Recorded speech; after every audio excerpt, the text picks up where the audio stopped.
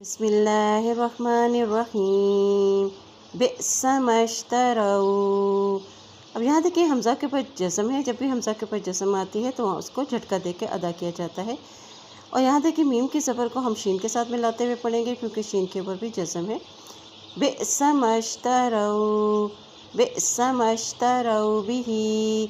हा के नीचे खड़ी ज़ेर भी है और ऊपर मद भी है, इसलिए इसे लंबा करेंगे। बिही अनफुसहुम, बिही अनफुसहुम अन यकफुरू। अलिफ की ज़बर को या के साथ मिलाएंगे क्योंकि ये नून साकिन है, उसके ऊपर जज़म है, इसलिए अलिफ की ज़बर को या के साथ मिलाएंगे। अन यकफुरू, अन यकफुरू बिमा। अलिफ के ऊपर मद है, इसलिए इसे लंबा करें हैं। बिमा अंज़लल्लाहु। जब भी अल्लाह के नाम से पहले ज़बर आ जाता है तो अल्लाह का नाम मोटा अदा किया जाता है। बिमा अंज़लल्लाहु।